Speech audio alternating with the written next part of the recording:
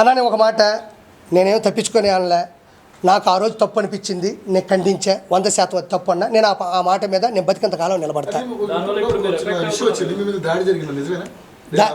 ఒక విషయం చెప్తాయండి, దాడి జరిగితే నా మొహం మీద ఒక దెబ్బ అన్నా కొడతారు. దెబ్బలు ఏమైనా ఉన్నాయో చూసుకోండి. అయినా వాడు చెప్తే గుర్తుపెట్టుకోండి, అది జరిగినా నేను దాన్ని ఎలా రికవరీ చేయాలో తెలుసు. నేను ప్రెస్ మీట్ పెట్టుకొని మాట్లాడతాను తెలుసు. చేసిన తప్పు నిలదీయగలను. నా చేపల పులుసు మీద పడితే నా మీద పడ్డట్టే. నా చేపల పులుసు అంటే నా దగ్గర తీసుకున్న వాళ్ళు కావచ్చు, నేను ఇచ్చిన వాళ్ళు కావచ్చు, నాయి కావచ్చు. నేను అంత ఈజీగా ఇన్నోసెంట్ నేను కాదు. నేను జగన్మోహన్ రెడ్డినే నేను ఎలక్షన్స్ ముందే ప్రశ్నించినోడిని. నేను ఎవరైనా నా దాని మీద దాడి జరిగితే నేను ఎక్కువ పెడతా. ఇప్పుడు విజయవాడలో నేను పెడతాను. ఎవరిని ఆపని చెప్పి చూద్దాం. విజయవాడలో నాకు తెలిసిన ఒక ఫ్రాంచైజీ ఓనర్ తీసుకున్నాడు. నేను కూడా అందులో భాగంగా ఈరోజు విజయవాడలో పెడుతున్నా, కొత్త రాజధానిలో పెడుతున్నా. ఎవడు చెప్తాడు ఆపని చెప్పి చూద్దాం. నేను ఆడే ఉంటా. ఆ రోజు ఏ దాడి చేస్తారో చేయమని చెప్పు. నేను ఆడే ఉంటా. గుమ్మడికాయ నేనే కొడతా, నేనే వడ్డిస్తా, నేనే కూర వండుతా. ఎవరు దాడి చేస్తారో చేయమని చెప్పు. నేను ఆ రోజు కూడా ముందు రోజు ప్రెస్ మీట్ పెడతా. విజయవాడలో నేను పెట్టే నెల్లూరు పెద్ద చేపల పులుసు మీద ఎవరు దాడి చేస్తాడో చూద్దాం రమ్మను.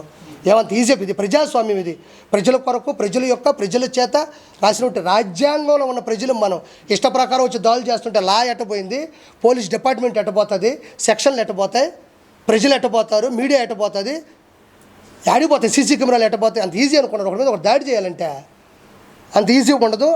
దేని మీద దాడి చేసినా అది నా మీద చేసినట్టే. అంత ఈజీగా నేను వదిలిపెట్టను. నాకు ఇప్పుడు నీకు ఒకటి గుర్తుపెట్టుకో. ఇప్పుడు ఒక మెస్సకు పోయినావు, అన్నం తిన్నావు, ఏమమ్మా పచ్చడి లేదు అన్నాడు. ఆడంటే ఇంకా నా మెస్సకు రావద్దు అన్నాడు. మెస్స రావద్దు, ఇంకో మెస్సకు పోతా. ఏమో 150 రూపాయలు డబ్బులు తీసుకున్నావు, మెస్సలో భోజనం పెట్టావు, సాంబార్ బాగాలేదు, పచ్చడి బాగాలేదు, ఒక హితువు చెప్పావు. అంత మాత్రం నువ్వు నా మెస్సకు రావద్దు అన్నాడు. నీ మెస్సకు రాను, ఇంకో మెస్స పెడతా, లేదా మా ఇంట్లో తింటా, లేదా నేను వండుకుంటా, లేదా పెరుగు పెట్టు, లేదా స్విగ్గీ జొమాటో పెట్టుకుంటా. అంత మాత్రం అల్లు అర్జున్ గారి సినిమాలో మాత్రమే చెయ్యాలని రాసి పెట్టుందా? మీరు అడిగారు కదా. నేను ఆయన నిందించట్లే. క్వశ్చన్ దానికి నేను తప్పించుకోకూడదు. నేను తప్పించుకోవాల్సిన అవసరం లేదు కాబట్టి అది వదిలేసి ఇప్పుడు అది వద్దు నేను అలా. సినిమా ఇండస్ట్రీ చిత్తూరు నాగయ్య గారి టైంలో నుంచి చిరంజీవి గారి టైం వరకు వచ్చింది. కెమెరామ్యాన్లు విఎస్ఆర్ స్వామి గారి దగ్గర నుంచి, చోటా గారి దగ్గర నుంచి ఈ రోజు వరకు వచ్చింది.